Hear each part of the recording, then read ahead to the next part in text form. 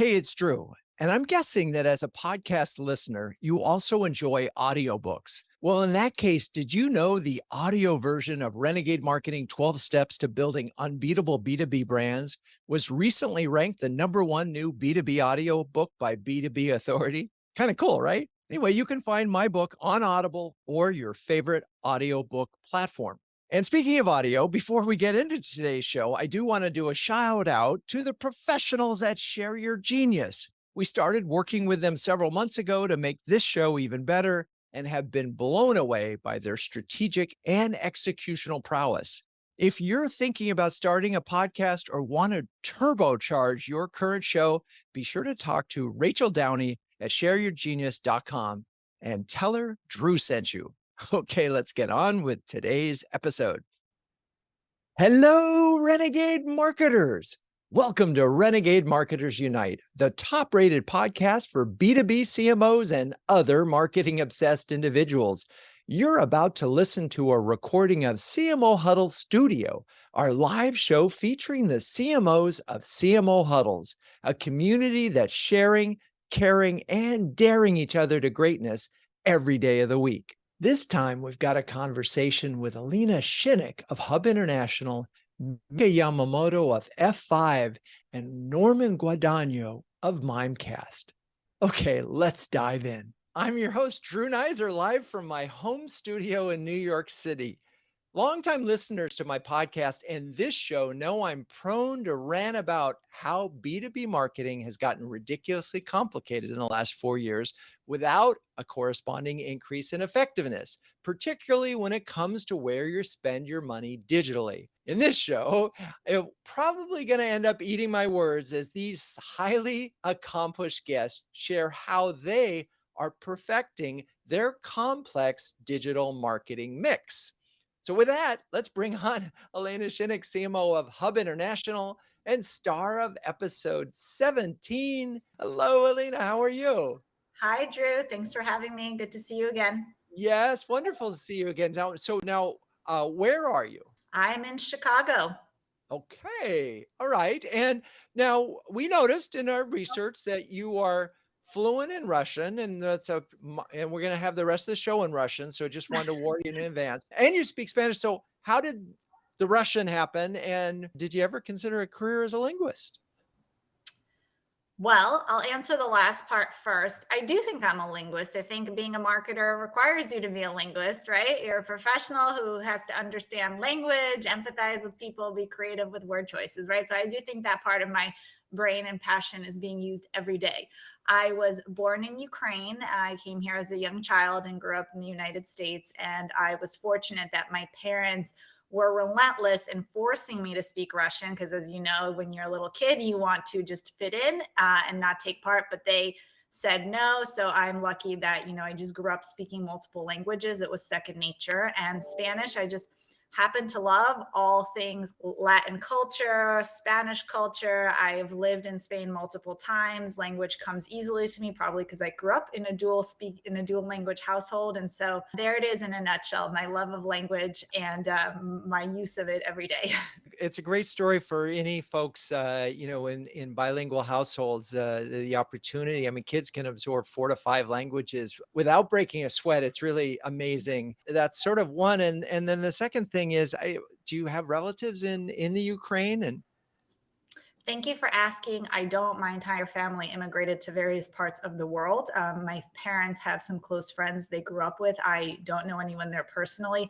Fortunately, they are all okay. wow. Okay, good. Thank you for that. All right, let's set the stage here. We've got this huge topic of digital media spending. Give us an overview of how you approach it at Hub. Sure. So at Hub, we are a B2B brand.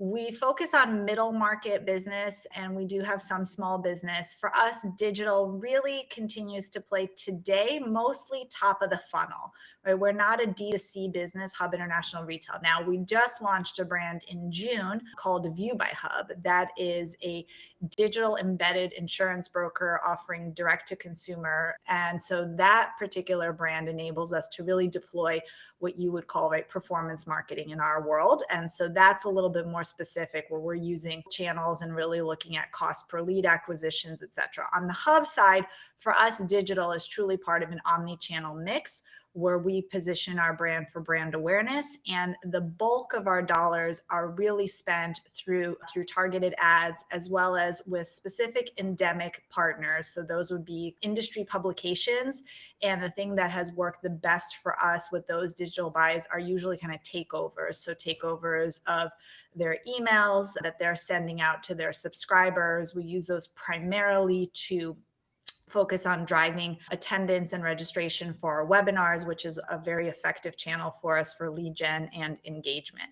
So those are the two where we're really focused from the hub side. LinkedIn, organic and paid. We also have organic through Instagram and the other properties, and then mostly moving into endemic buys with really niche publications that we know have a high return for us, primarily in driving registrations to events, whether they're in person or digital. On the View by Hub side, that's our direct to consumer brand. That's a slightly different story. On that side, we focus very much on partners like lead aggregators in the insurance space. Those have been very effective for us. And we focus quite a bit on paid search. We also did deploy paid social for our D2C, but we did not find that channel to be very effective, cost effective for us. So in fact, we've pulled back. Right now, our two primary optimizations are in the aggregator space and paid search. Really interesting. And is there a sense that there's a 1-2 punch in any of this? I mean, LinkedIn organic and paid, a type of LinkedIn, or do you really look at, so I've got my LinkedIn activities and then I've got these industry partners. And is there any sort of channel optimization going on there? They work in tandem, so it's usually a mix. But I would say LinkedIn really is an evergreen channel for us. It's one of our primary brand building and community engagement platforms. So LinkedIn, we're deploying content multiple times a week, the entire year. And that's the channel we're using to position new thought leadership, to talk about relevant content that's important to our audience with respect to our value proposition. And that spans a lot of topics. So we have a number of things to talk about. So we do organic and then we do boosting. We also, because we're in the B2B sales model that is heavily weighed through kind of our sales force, our advisors and our brokers, we also provide tools that help amplify them and their individual brand in the context of Hub. So we use tools like Hootsuite Amplify, where we create content that helps them share through their personal networks. And that I really think is an extension of our digital play on the organic side, because we know customers buy from people much more than they want to buy from brands. So we have our corporate handle, then we have tools like Amplify that enables our people to amplify the content personally. So we also do paid and boosting on LinkedIn to do highly targeted campaigns. So let's say we do have an ebook for the agribusiness target market or segment, then that's where we would do really laser targeted campaigns for those decision makers, sharing a specific piece of content that is worthy of being gated, that we might then put behind a wall, use that for lead generation and so forth. And then within the context of LinkedIn, we've really tried most things. We've tried DM style ads, conversation style ads that are powered by the bots and decision trees. They've been pretty effective, but we haven't really kind of gone to scale. We do things like LinkedIn Live, and some have been effective, some have been less effective, but they're only as good as the content and as compelling it is, and you still get a very niche audience. But usually HR related topics tend to do pretty well when you're talking about people and organizational strategies. Those get really great pickup, not in all industries. And then in tandem, yes, it's a 1-2 punch. For example, when we're promoting a major event, such as a proprietary webinar or an annual campaign, the content that you would see on LinkedIn, organic, boosted, and paid, will be similar to the content you would see in the endemic ad that's published in that campaign time period. So we're really thinking about having a very clean customer journey, regardless of where they might find the content and engage with it. Yeah, that's one of the ways that these things disintegrate, right? As if you have one, you're reaching the same people, but you're telling them a different story. It's a problem. So what I heard, so in terms of what's working, it's obviously LinkedIn and verticals. What didn't work as well is paid social, which sort of gets us to Facebook, Twitter, Instagram, and so forth. And then in terms of organic content and things, again, it's about the people when you're dealing with LinkedIn. All right. Perfect. Thank you very much. It was a great overview. So you announced a partnership with Madison Square Garden, right? Let's talk about that, because I know that's not digital, but I'm just help me put some context around how this sort of fits in, supports, and where, if at all, any of this has a digital component. Yeah. So actually, there are a few digital components with the partnership. So with our partnership, there are a number of things. I won't go into all of the details of the partnership. So first of all, epicenter of the world, Madison Square Garden, one of the most visited venues in the world, right? Most recognizable venues in the world. So our primary objective, as you can imagine, was to create really a strong platform for brand awareness. Because over the last number of years and through the growth of the company, our marketing organization has done a lot of work, but I would say still more focused on middle of the funnel with what we've been doing. And we haven't kind of done those major brand awareness buys and investments that you may see from other companies in various categories. So that is truly the primary intent, is to create the brand awareness we seek as we're growing and continuing to position ourselves as one of the top brokers in the world. In addition to, there is a digital component. As part of the partnership, we are doing custom content with Madison Square Garden, the New York Rangers, and New York Knicks. We're doing custom content series. We're doing run-of-site ads, and you'll see our logo on several digital properties. So we thought about not just creating brand awareness within the property itself, which does have high traffic, but also using their channels and access to their audience to amplify our brand and co-create stories that add more dynamicism to the hub brand that you might not have expected otherwise. Yeah, and I think this is so interesting, and putting it in context is there is a point in time where if you want to make a bigger leap, it's hard to do it in digital. And I think that as effective as digital has been, looking for a channel that can give you broader awareness like this makes a lot of sense. Okay, awesome. Thank you for that. So now let's bring on Mika Yamamoto, Chief Marketing and Customer Experience Officer at F5, and the star of episode 184 of Renegade Marketers Unite, and number 7 and 29 of this show. Wow, a third-time guest. Hello, Mika. How are you, and where are Good to you? see you again, Drew. I am in Seattle today. Okay, and dare I ask how the weather is out there? It's really strange, I have to say. It snowed the last 3 or 4 days, and then now it's blue sky, and I'd anticipate that's probably going to snow in a few hours. So you just have to blink, and it changes. Right now, it's sunny, but it was absolutely dumping snow when I drove into work this morning. So I'm trying to listen to your accent, and I'm not hearing any of the Canadian cues, but we did see you went to Queen's University in Ontario, and I'm Good. assuming you hail from Canada.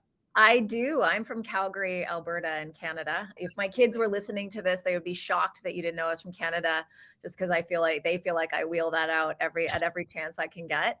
So you'll probably hear a few nuances in my language. I don't say a, but I say project and process. And so there's probably a few things in my accent that you'll hear now that you know that I'm Canadian.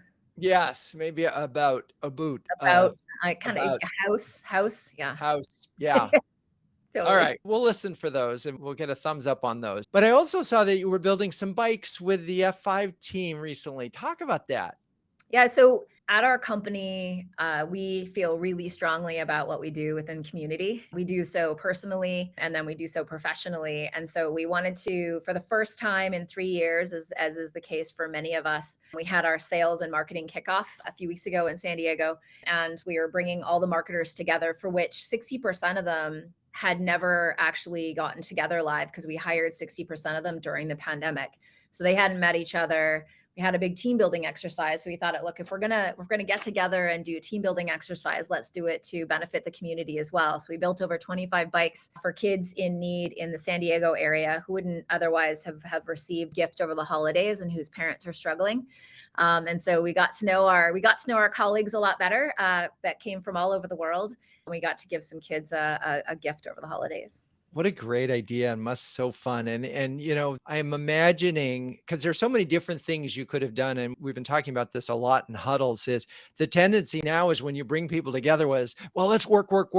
And the irony is that is the opposite of what you need to do. It's like you've got to build the team and the culture and the things and those connections so that when you Mhm. do go back to virtual all over the 100%. world, right? Okay, Yep, cool. totally agree. So let's get to the topic at hand and talk a Yep. little bit about your digital meeting spending and how you approach it.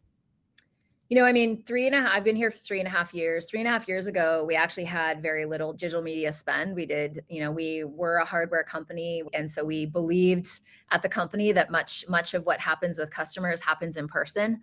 And so it was a massive evolution to say, hey, let's start spending on digital. We'd initially started spending in digital in demand gen, a lot of just nascent, syndicated content, for example, and we've expanded that spend to be focused on, what kind of buys do we need to do based on personas. Our company was born in driving load balancing for companies. So what that means is, among most of the Fortune 500, what we do is we help them load balance their website. So, for example, when there's a Black Friday sale for one of the leading retailers in the world, there's tons of traffic that hits their site. We make sure that there's uninterrupted access to their website so they can keep buying when there's a hot concert ticket that people want to buy, not the one that we just saw with Taylor Swift. We make sure that people can actually get access to the system. And what happens there is that there's both load balancing and actually a lot of bots that go on and try to buy concert tickets. They try to buy shoes. They try to buy, cachet things that are in short supply. And so we make sure that the people are logging into websites are actually humans and not bots. People that are actually engaging in social media are actually humans and not bots, trying to sway a public opinion during an election, for example. And then we also make sure that people who are logging into a system are people who are actually, in fact, the people who are who they say they are. So they're not going into for example, a federal government site to say that this happened to me during the pandemic. Someone pretended to be me and started collecting thousands of dollars of unemployment insurance, or they're not going into a bank account stealing, credentials off of the dark web and then logging in and stealing money. And so because we've gone into this business of driving cybersecurity, but we used to just do load balancing for websites, we're not known for cybersecurity as much as we are for load balancing. So we really need to target a new buyer, but it's new buyers within existing customer bases. So it would be a new buyer within a credit card processing company like MasterCard, or a big retailer, or a social media company. And so we need to get to know more people within an account. It's moving wider within the account. It's moving higher in the account to more senior individuals. And so the way we're evolving from just doing blasts, like sort of spray and pray, content syndication type buys, we're moving to be a lot more targeted and looking at using third-party data and first-party data to say who's actually demonstrating intent signals to buy. And then let's target ads, whether they're paid social ads or some display ads. Let's target those ads at specific either vertical people that work in specific verticals that have specific roles, like cybersecurity focused roles within specific companies. So we're getting a lot more targeted at actually for our top accounts that we want to penetrate further. We are actually targeting at specific people and individuals, and only those and prioritizing those companies that we do that with that are actually demonstrating, again, through third party and first party data and an intent to buy. So we're being a lot more focused and intentional about our purchases. Wow. Okay, there's a lot to unpack there in all of that. And it's so interesting because almost the opposite in some ways of where Elena's trying to Right. get. I was listening to her story and I was like, actually, we're doing something different. So it just goes to show that one size doesn't fit all. Well, the place I want to dig in, because a lot of companies find this challenge, but we've never really talked about it in the show. We've talked a little bit about upselling and cross-selling, but what you're really trying to do is you've got an installed base, but might as well be a different company in some ways, because this cybersecurity person may not even know that F5 is being used at the organization. They may Right? not know that at 100%. They may not know about F5. In fact, they don't. Very few cybersecurity people are aware of load balancing, and they don't Right. know that we exist, they don't know we do load balancing or that we're in the company, but they also don't know that we do security. And so it's either looking for a warm handoff between one individual to another, get an introduction, or it's actually looking to say, hey, we do this within your company and we could do we could extend and actually drive cybersecurity, help you from a cybersecurity standpoint in another part of your company.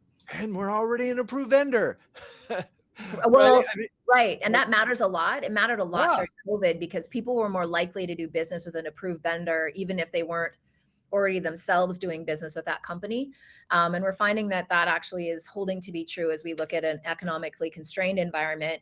People are less likely to go in and do business with someone net new, even if that net new to the company, even if they're net new to that individual. It just makes a lot of sense. And, we've been talking about this for recession planning for, Mhm. really 6 months in Yeah. in huddles. And it really is about expanding. 2023 is going to be about expanding partnerships and expanding customer relationships. And you were in Absolutely. this position. It's so interesting. And so now we're saying, okay, I know the company and therefore I can probably find that individual. It feels very ABM-y, and you also talked about intent data. So Yeah. I'm imagining that there are tools that you're using that are helping you sort of do this. Am Yeah. am I correct? That is totally correct. So, luckily, about 3 years ago, we created an enterprise data ecosystem. We took all of our first party data and put it into Snowflake so that we could actually analyze and look at our data and determine, what our customers were owning, what they weren't owning. Before, it took weeks to be able to figure out what one customer actually owned, what they owned end to end from us and what they didn't own. And to be able to, then we couldn't possibly have 3 years ago had AI models and hired data scientists to be able to go through the data and drive predictive analytics in terms of what they would buy next. And now we have that data internally. If we use that data and throw it up against third-party data that then shows richer intent data that exists outside of our F5 world, it actually is very complementary and helps us look at, on an aggregate level, industries that are showing certain intent towards buying certain products, or within a geographic area who has intent, or within a set or a list of accounts who is actually demonstrating greatest intent, so that we can drive more focus there. So it can be one-to-one if it's a really big account worth driving one-to-one focus on, or it can be one-to-many if it's vertically based or vertically focused. So clearly this approach, and you've already said this approach is working. Is there any aspect of your digital mix that you tested in 2022 that didn't really work as well as you hoped? Well, we pulled away. I mean, we're using this intent data, et cetera. We're just starting to do this. So Yeah. it's a lot more focused for us, and early indicators that it's actually driving a lot. It's just a lot more effective, just because we're not wasting our money on and efforts on people who don't care. The things that we dropped for it, it's not necessarily that we experimented with it, but we dropped syndicated, just really, really looking at how we're going to invest in syndicated content. We found that it drove a lot of leads, drove a lot of traffic, didn't drive much interest beyond that. So it really wasn't paying dividends. So really much more focused. So we amped up, and instead of that, amped up more by way of social ads, LinkedIn too. So that's what makes me think of Hub. And I was listening to saying, look, they were ratcheting down social and we were ratcheting it back up. And so again, it just depends on the persona you're going after and where you are in terms of trying to drive either awareness or trying to propel someone to the next stage in the pipeline. That matters a lot in terms of selecting what mix you're going to go after from a demand standpoint. Yeah, it's funny you mentioned syndicated content, because that came up several times over the course of the year. And what I get a sense of overall on that, and then we'll bring on Norman, but is that it works for a while and then Yeah. somehow it just stops working. And Yep. it's like there's a 5% of the syndicated content people are actually real people, and then the rest are who knows what. But anyway, it is funny that it seems to wear out. It All does. right. Very cool. Thank you for that. We'll be back to you, but now we're going to welcome Norman Guadagno, CMO of Mimecast and star of episodes 41 and 209 of Renegade Marketers Unite and episode 6 of this show. Hey, Norman, welcome back. It is a pleasure to be back, Drew. So nice to see you, and to add to my string of well-numbered episodes that I'm on. It's always a pleasure. Yes. Yes. Well, yeah. So now the last time we had you on the show, you were, or in between, you went from CMO to CEO, and now you're back with the CMO job. So first of all, we're excited about that, but you just couldn't stay away from the best job ever. What? It is true. It is the best job ever. Sometimes the worst job ever, as we all know. But the fact of the matter is that I went from CMO at a MarTech company, and had a really exciting experience there. Learned a lot. I had the opportunity to go back to agency side, and in fact, to go to a media agency as CEO. So a lot of what we've been talking about already today is exactly what media agencies do, which is find the right places to make those investments, and really had a lot of fun doing that, learned a lot from the clients that we had. But then this opportunity presented itself to get back to something that I'm passionate about, which is cybersecurity and personal security and privacy, business security and privacy. And in my sense, the one of, if not the most interesting sectors right now for the technology space, because as Mika pointed out, there's so much traffic, there's so many opportunities for threats. And when the job here at Mimecast was presented to me, and I said, yes, this is something that I can be incredibly passionate about. So I can get back to the best job in the world as a CMO, which is really only an excuse to get on CMO huddles and Renegade Marketers Live. So I Yeah, feel good about that. exactly. Well, we missed you and we're excited to have you back. So I know you've just started at Mimecast. So talk a little bit about now in assessment mode and how do you approach looking at this from a digital media spending? And again, now you've had this newfound expertise, or it's at least fresh in your mind because of working at the agency. So talk about your strategy in reviewing this. Yeah, it's a great question, Drew, and thanks for noting that. I haven't been here long enough to say that I've had any real impact, so I'm still in discover mode. But that's all right, and I think that Ellina and Mika actually did a great job of talking about the broad scope of the types of things that we do. What I've been trying to do is really understand every single component of how we touch our customers. That is, going back to what are the customer journeys that we have to satisfy, who are the customers, what are the interlocks with our partners and with channel providers, so that when we look at the way in which marketing shows up in the world, that it feels coherent. And when I look at the numbers, the data, it's starting it from the top down. What are we spending and where are we spending it, from top of funnel, middle of funnel, bottom of funnel, and then looking from the bottom up. What are the types of attribution touches that seem to work? How many touches historically before somebody becomes an opportunity? And you layer on top of that something really interesting, Drew, which is I joined, and the day after I joined, we introduced a brand new product to the market. And it had a whole new motion associated with it, with a free trial online. So I got to see that from day zero. And now I've been watching over the past 30 days as that's been growing and learning a whole new source of data and information for us as we plan our future. There's a lot to unpack, as there is in any modern marketing organization. Yeah, no, and makes sense to really go in there and try to figure it out. What's interesting to me is you mentioned attribution to get to sales qualified opportunity, or whatever term you all use, and how many touches that take. I heard a number recently that after that point, there's still another 20 to 27 touches to get to close. Yes, yes. And that's actually, we see a lot of that similar data. There's a lot of touches before it becomes an opportunity, going back 9 months, a year. There are many touches after it closes. And to the point of this discussion, more and more of those touches are pure digital touches. And so you have to think about, regardless of the type of customer you're going after, they're on a journey that always begins before you know who they are. And imagine projecting backwards in time to that customer when they're first going to begin that journey.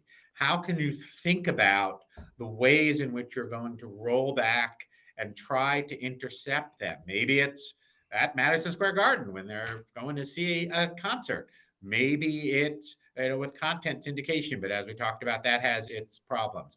That points to the fact that you have to constantly rethink the mix. You have to be dynamic, and you have to pay attention to this. And as I said, we just introduced a new product which has a much shorter sales cycle than we've had in the past, because we want people to have download a free trial. It is constructed in a way that we want to get quickly to be able to qualify them. But it doesn't mean that they haven't had many touches before they come and do that free trial. So I'm curious again, I'm now thinking not everyone goes from what you were just doing, digital agency CEO to CMO. And so I keep thinking that you must have a fresh bag of tricks that you have, or at least a fresh bag of questions or things like, why are they doing this way and so forth. And I'm just wondering, is there anything that you did or that you did for some of your clients in your last job that really, really you thought, oh my God, this is amazing. And then, anything that you saw that you got, oh, we won't bother with that. Yeah, that's an interesting perspective. I'm not going to tell you all the tricks. I will recommend people go talk to the agency I just left because it's in good hands and they're great people. But one of the things I learned even more so than I had as a CMO is in talking with some of our clients, how often they want to buy media either only at the bottom of the funnel because it's performance marketing and they can measure it, or because it's very, very top of funnel ego media, as I call it, that's going to show up where their competitors are going to show up. And you can think of industry conferences and other places like that. We had a particular example, an unnamed client who wanted to be at one of these big shows and insisted on doing all of these high price, high impact placements. The reality is that when you go to the actual show, there's so much noise, so many high impact, high value placements that they get lost. And in fact, we had a client that insisted on wanting to do graffiti style, guerrilla style street posters, right? They last about 20 minutes before the next guerrilla poster comes by and posts over it. And that's just reality. So what I've learned to do is step back and say, are we trying to get to our customers, or are we trying to satisfy ourselves or our board or our competitors or our own ego? Sometimes you have to do a little of that, but I actually like thinking that more often than not, we want to try to make sure we actually get in front of our prospects, our great partners that we want to be able to share the spotlight with. Okay, before we go to a quick little break, I have to ask you, so are you going to be a better client now that you've went back to the agency side for a little bit? Not that you were ever a bad one, but you feel a little more empathy for your agency brethren.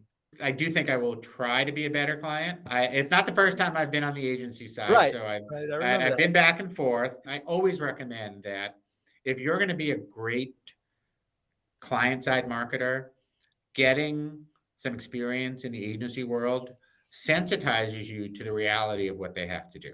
I recommend it to marketers all the time. If you get a chance to do it, go to the other side of the fence, get that empathy, because that empathy makes you a better partner, honestly. Yeah, exactly. Okay. All right. We'll be back. I'm going to take a second and just talk about CMO Huddles.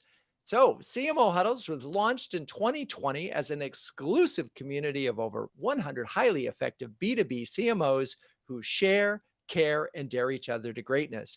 One CMO described Huddles as a cross between an executive workshop and a therapy session. I have to say the therapy part is getting more and more important as the marketing challenges get that much harder. So who doesn't need a little reassurance that you're not alone out there? Everything about CMO Huddles is designed to be a force multiplier, helping you to make faster, better, and more informed decisions. Since no CMO can outwork this crazy job, CMO Huddles is there to help you outsmart it. All right, let's bring back Ellina, Mika, Norman. One question: are you more on the therapy side or the executive workshop side of CMO Huddles? I think I'm an even split, actually. All right. Yeah. I'll take therapy anywhere I can get it. Yeah, exactly. I think it's more therapy for me, but Mondays are workshops, Fridays are therapy. Yeah.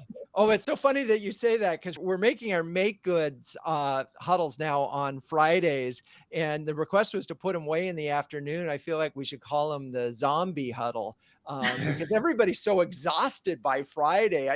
Including myself, it's going to be a a challenge. I think you all know, you've been on the show, you've said wonderful things about huddles before. I don't need you to do it, but if you have anything to add at this moment that sparks you in terms of something you might have learned that you've used, feel free to share that at this moment. The stage is yours. Anybody want to say anything?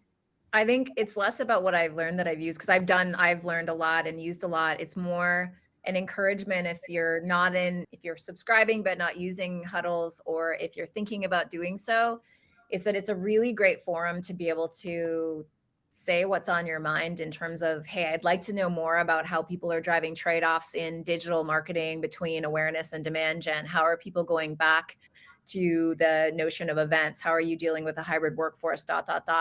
And you can say a topic that you really are interested in talking about, and then get together with peers that, again, it becomes therapy and workshop, but get together with peers who have ideas or have similar questions, and you don't get to often in your own companies, you're the CMO, you're on your own essentially, with your teams, of course. And so it's a really great opportunity to be able to hear ideas, be able to exchange thoughts, hear what works and what doesn't work. I'd encourage everybody to partake if you haven't already. I love that. I'll echo Mika's comments. It's a terrific community. I've met a lot of wonderful marketers from many different industries who have shared nuggets with me that I've used along the way. And it's very energizing, even if it's kind of just a way to hear something you may have thought about and resurrect an idea, validate what you're doing. It's always really good to just have a group of colleagues who understand what you're dealing with day to day that you might not in an organization. I love it. All right. Well, thank you both. We'll get it. And Norman, you're welcome back. And you know that I love huddle therapy. Yeah. And Mika's point, and Ellina echoed this. You're one of one as a CMO, and you want to work with your team and you want to help them be sensitized to what you do, but you're still in the seat, and you still have to be able to speak with peers in a way that they do understand the real challenge that you face when you are trying to make trade-off decisions often, right? The reality is that CMOs control massive budgets, often, one of the largest discretionary budgets inside the business. And we have to be able to make trade-offs, and we have to justify the expenses that we have, and we have to make sure people understand that. And it puts a lot of pressure on us. And talking with other peers who face the same sort of pressure is a good way to normalize it and to make it feel like, yes, I'm not alone. I love it. And by the way, that's a perfect transition to the next topic. But just in case you were listening and you want to say, what is this? Just if you're a B2B CMO who can share, care, and dare with the best of them, check out cmohuddles.com. Okay. So you brought this up, Norman, and I think this is so interesting. Digital marketing is hard and complex, and there's lots of nuances in it. How much does your CFO or head of CRO play in how much education do you have to do? Do they get a vote? How does that work? I'll start with you, Mika. Well, ours votes with his checkbook. It's a massive education for us, just because, again, we've gone from being a very people-driven, literally man-to-man type of combat in terms of how we build accounts and build relationships, to really an education to say, hey, the digital world is part of this world. We saw that acutely when we cut over in COVID. The CFO writes our checkbook. He's actually really interested in knowing what works and what doesn't work. And so being able to communicate the ROI of digital spend is important. The hard part that I'm finding, and again, this might end up being joint therapy, but is really, how do you drive that ROI in a model where we have a hybrid model? So we don't just exclusively connect digitally with our customers. We have digital connections and with the buying group, and we have connections in person. And so it's marketing influence. It's definitely not directly marketing sourced. We run into this challenge of what kind of attribution model do you use to say, look, did this spend in this channel, in social or in paid, how did that actually deliver on even a meeting? Like, even if we don't go to a closed one booking and we just say, how did it drive a meeting? Those attribution models are really challenging, frankly. I think they are, just when you have this type of in-person and digital engagement, and then to know which ones work and which don't. Because we definitely know what drives traffic to our website, what's propelling someone to drive to the next stage, like what's driving stage progression is somewhat more challenging. So anyway, so we're looking to, always evolve our ROI model, but our CFO has been a great advocate and has been a really strong partner for us. But he definitely is there for the education and for the Right. I mean, and show me the money. I am right. I imagine what he really wants to do is say, show me that this spend led to revenue. 100%. And what's the ratio? So if I spend $1, am I going to make 10? Am I going to make 7? Honestly, depending on the model you use, you get a different number, which is because we are not a pure digital discover, learn, try, buy, because then you would have that direct pipe to be able to say, absolutely, we know that this delivered a deal. It does lend itself to some challenge and really directing that straight line to say, look, you spent $1, you got 8, or you spent $1, you got 5. And imagine, Ellina, you have the same challenge. Yeah, very much so. So on the View by Hub side, it's a little bit more direct, right? Because it's D2C, but on the Hub side, that's exactly it. It's a complex sell, right? You're buying benefits, you're buying risk management consulting, retirement plans. So our primary job is to get people to the site to validate that Hub should be a broker that's in their consideration set, and then we hand them off. So we look at how many leads are we driving, but then we also look at marketing assist. And so I'm fortunate that I have a leadership team that understands the value of marketing. They look at the overall results, but there is, I would say, some flexibility in the channel specifics because they understand the complexity of the sales, right? I mean, for our sales force, they have a budget for entertaining clients and getting prospects, right? And I don't think people say like, did this one dinner and this one beer, did that generate the $500,000 account? Or why did you not buy this beer? Right? It's like it was the third martini that closed the deal. It's always the martini that works. Yeah, it's sometimes kind of frustrating and a little ridiculous to me, right? Like it's like our colleagues spend money too and they're testing. I mean, it's a little bit of a joke whether it's the seafood platter or whatever, but they're optimizing. And so same thing, right? It's like which social media post is going to drive, it's a combination and the results are there. So I would say I'm fortunate that there's an understanding around the impact of marketing. I don't always have to say this one post generated 3x ROI, but in totality in the quarter, we met our targets and we did it in a cost-effective way within the budget. Yep. So yeah, because sometimes I'm like, really? Did you ask them about the, the seafood tower? Yeah, it was the chocolate mousse. I mean, clearly that was really the thing. That's the signal. That's it. That is the one intense signal when they buy dessert. So this begs a question. So on one level, they're not aware of you. You're not in the game, right? So period. And so it feels like that has to be, and I'm wondering, do all three of you have awareness against your target measures? Well, we just started to invest in awareness because we didn't actually philosophically as a company, we believed we didn't need to spend on awareness.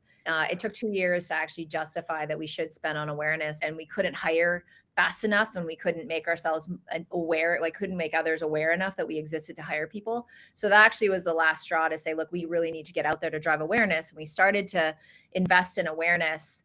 I think something that we have to bolster is our paid search because that drives a ton of traffic, but we're also driving, social and display to drive awareness and really realizing that actually ratings and reviews, earned media, as well as thought leadership is actually, we're extending our awareness to say, look, it's not paid media as much as it is what are third parties saying about you, including your customers, driving a lot stronger customer advocacy and driving a lot more thought leadership in the market. So awareness is certainly, we started in paid for awareness in earnest in June of this year.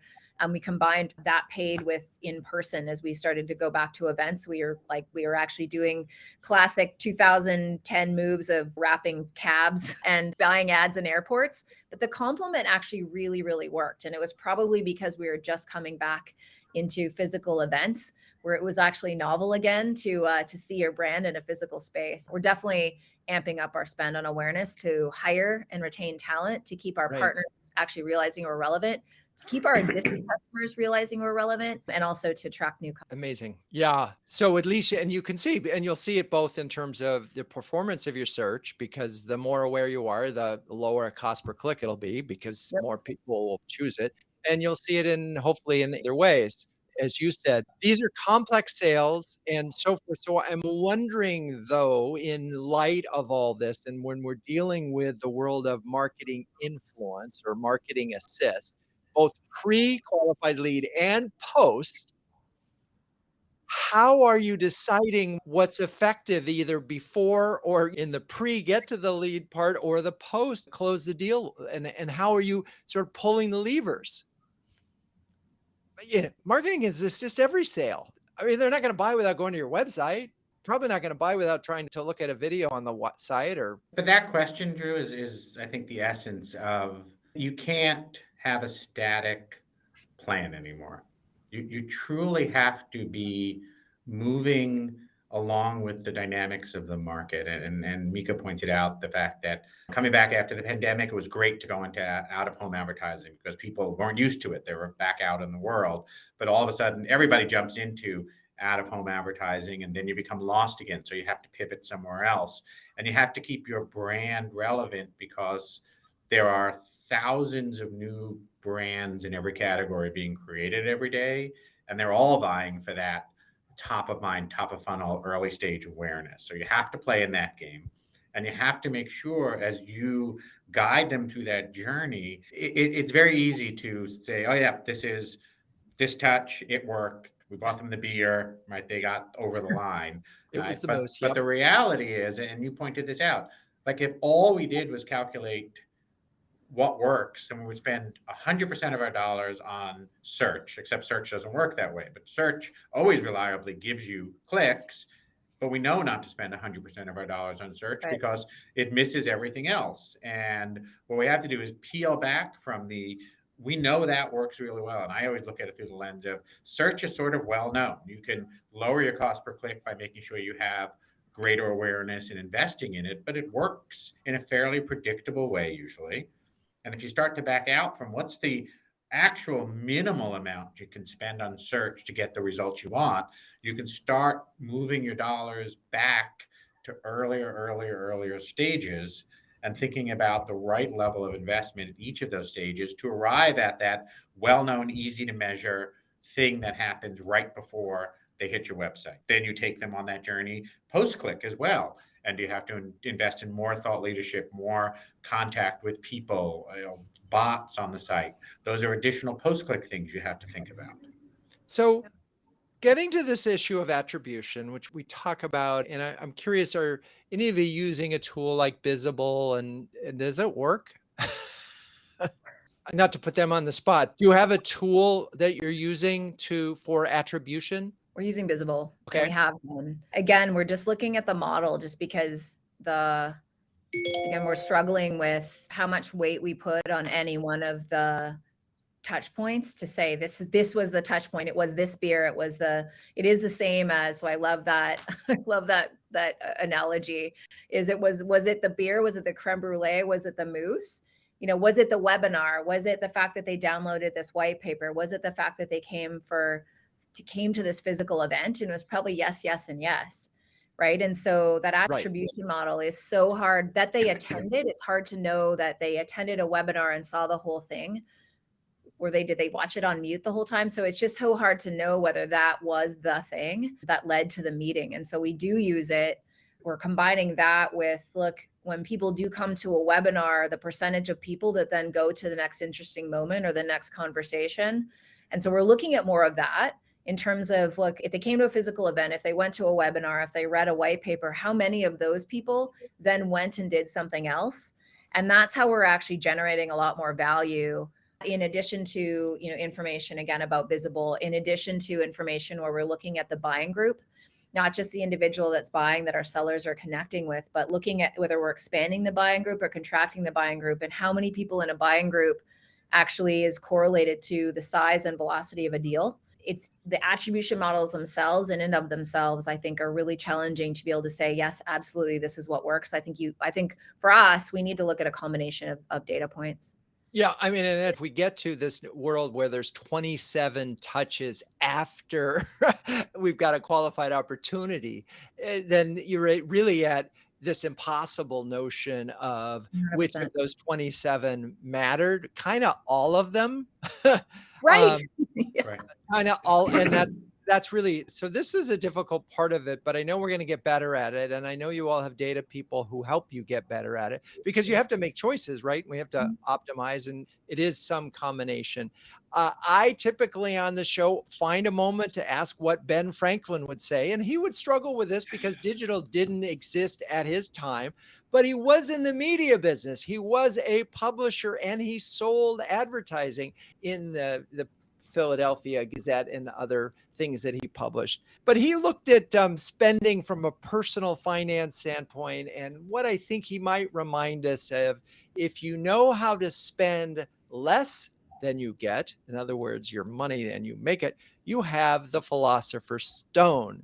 So this gets back to this notion of we're spending a certain amount of money to get a 10x return or an 8x return. I think that's what he would sort of get us to think about. All right, well, we can't have him here, but we do have three amazing folks who can help us think about, we talked about this. This is about optimizing a spend that's very difficult to measure except for search, which Norman points out. So let's talk about maybe 2 do's and a don't from each of you in terms of how are we going to optimize digital spending in 2023. I'll start with Norman because you were last up in the beginning. I love starting that. I don't know what Ben Franklin would say about this, but 2 do's and a don't. Do make sure that you are really thinking about pulling back on the things that you can measure incredibly well, so that you don't underfund the things that are less easy to measure but still important. Do make sure that you are showing up where your customers show up and are in the state of mind that are ripe for what you're offering them. And don't mistake attribution for motivation, because you may know that they attended something, but you don't really know what motivates them to move to the next step. That's a tricky thing. Yeah, it's funny. So in today's newsletter for huddlers, it's a recap from a huddle that we had in November. And one of the huddlers mentioned the FIRE methodology, which in fit, the customer is fit, their intent, the sort of the recency, and then the E for engagement, and trying to create this sort of measure so that you can, and I'm wondering, and in my mind, I'm thinking, well, I wonder, that's got to fit into this or some similar model where you're creating sort of scoring systems, and that's all. Okay, but so next up, we'll go with Ellina. What's your 2 do's and a don't? So do always set targets, even if you're trying new channels, have a benchmark or at least a moving target that you're trying to optimize to. That's number 1. Do work very closely with your sales organization, wherever your sales team may live, whether they report into you or a chief revenue officer, because ultimately we should be measuring all the way through to the sale. And so driving the pipeline and cost per lead is great. And those are KPIs that marketers directly control. But at the end of the day, you should really be thinking about the overall business goal. And you should look at the end-to-end journey and bringing your sales organization, and do look at the reports together end-to-end on a weekly basis. Don't forget that buyers are people, and they don't spend 24 hours on digital, and they like to consume content through different channels and textures. So think about digital. You can measure it. It's critical, but it is not the end all be all in the marketing strategy. There you go. And I love that. And there were, one of the things that we didn't really talk about on the show, but is so important, is this, that you're not spending for your own health. You're spending ultimately to drive revenue for the organization. And so having the CRO have a clear window into it. And then I want to sort of, this came up in a huddle the other day, where you no longer talk about them as sales qualified leads. You just, whatever your company name is, it's F5 qualified leads or opportunities. We no longer think about sales and marketing as separate things, because in fact they're not. There's pre and post, and marketing is involved. Okay, Mika, bring us home. I'd +1 Norman and Ellina's thoughts as well. When you have targets, do use multiple data points. I mean, a target is a one number or typically several numbers, but use multiple data points to see whether something does or doesn't work, just because it's so hard to drive a complex sale. And with multi-touch attribution, you just need different types of ways to see whether certain investments are working. Do be mindful that, Ellina, to your point that you made just a second ago and earlier, is that you're dealing with human beings. They're not just dealing with you in digital, they're dealing with you in person. And so make sure you're consistent with your messaging and consistent with the, across your journey in terms of the types of conversations you're having with your customer versus having them be siloed. And lastly is don't assume that one size fits all, right? I mean, just think about your personas, think about whether they're an existing customer or a net new customer, because one size and one approach doesn't fit everybody. Amazing. Those three combinations of things. I want to thank you. The one thing that you talked about that I just want to put a big punctuation point is consistency across channels really does matter. It really does, both on digital and offline. Okay, Ellina, Mika, Norman, you're all great sports. Thank you so much for being on the show. Thank you, audience, for staying with us. Cue the music. To hear more conversations like this one and submit your own questions while we're live, join us on the next CMO Huddle Studio. We stream to my LinkedIn profile, that's Drew Neiser, every other week. Renegade Marketers Unite is written and directed by Drew Neiser. Hey, that's me. The show is produced by Melissa Caffrey, Laura Parkin, and our B2B podcast partner, Share Your Genius. The music is by the amazing Burns Twins, and the intro voiceover is Linda Cornelius. To find the transcripts of all episodes, suggest future guests, or learn more about B2B branding, CMO huddles, or my CMO coaching service, check out renegade.com. I'm your host, Drew Neiser, and until next time, keep those Renegade thinking caps on and strong.